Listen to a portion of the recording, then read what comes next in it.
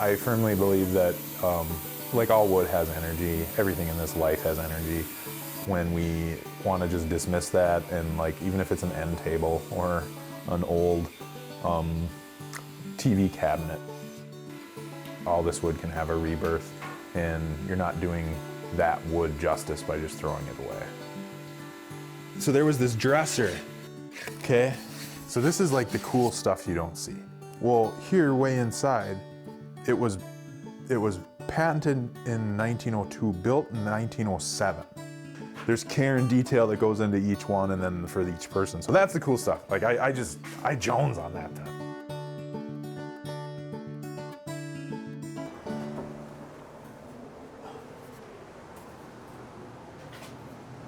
So damn goods and gear is what we're called, myself and my partner Katie. I'd done this for a while, just out of the garage, and we finally said, you know, like let's pay Uncle Sam, let's do this like legit, let's hang the sign on the door. And then it was like, what are we gonna call it? The first one she came up with was damn good gear.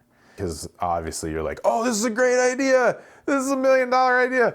So I'm like, Google that. So I'm driving and she's like, you know, God love the internet. And she's like, oh, no, that's already taken. So we came up with damn goods and gear. That's how it was born.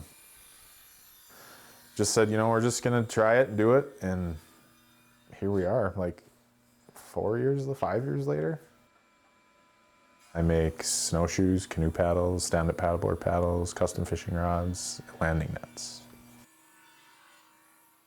So this is gonna be, we're doing kind of a mashup, if you will. He's a little older and he'd like a wading staff, but he wants to have a net on the end of it, like a dual purpose. So we're kind of creating a one-off piece, which is kind of our jam. This is parts and pieces for that.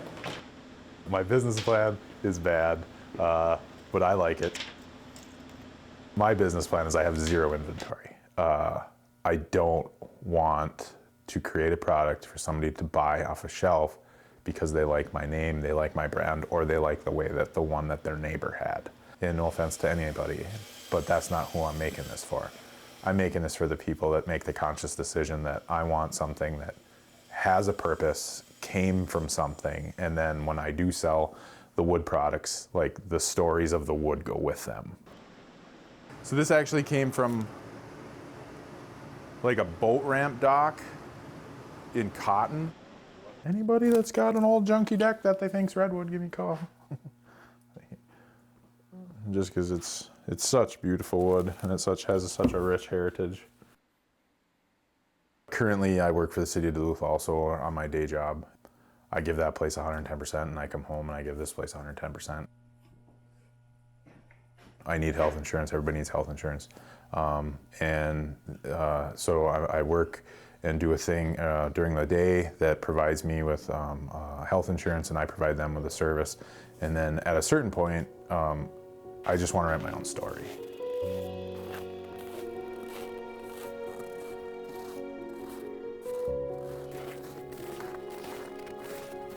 Everything is very relevant in this world. So when I talk about energy in trees and how people can just like dismiss that, that translates over to how I used to be as a human being.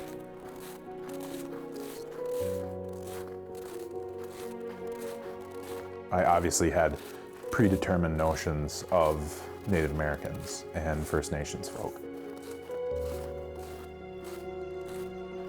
Got to a point where when we were in Alaska for the Iditarod, there was a guy that passed out on the sidewalk. And it was cold, I mean, it was like 15 below. And the guy I was staying with, we like stepped over him. And I remember, I was just like, I asked him, like, are we gonna help him? Or like call somebody? And the guy's like, oh no, that's so-and-so. Like, he's just a drunk. And they walked off, and I just remember, like, that's what I would say. Like, that's what this stupid bigot would say about that guy on the ground, but you're saying it? Like, no, wait a second. It just opened my eyes, and that like started probably yes, that would have been like a 3-year process of finding myself personally. I tore myself down and built myself back up to a point where I'm very comfortable talking about it and like very open about it.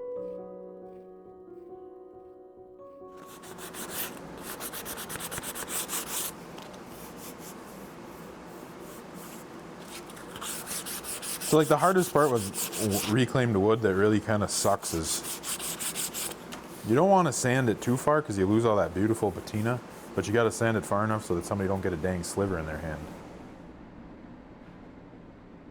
My property here has been in my family since the early 1900s. I always pay homage to that. I pay homage to my family, and then I also pay homage to the people that originally watched over this land. That energy helps me put forth the products that I put out.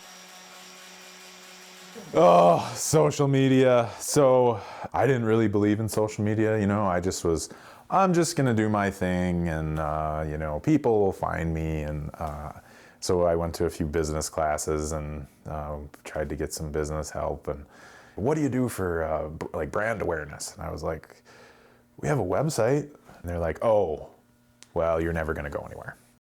So here we are, Facebook, Damn Goods and Gear, Facebook, Damn Goods and Gear, Instagram, and I'm like, okay, that's all I can do.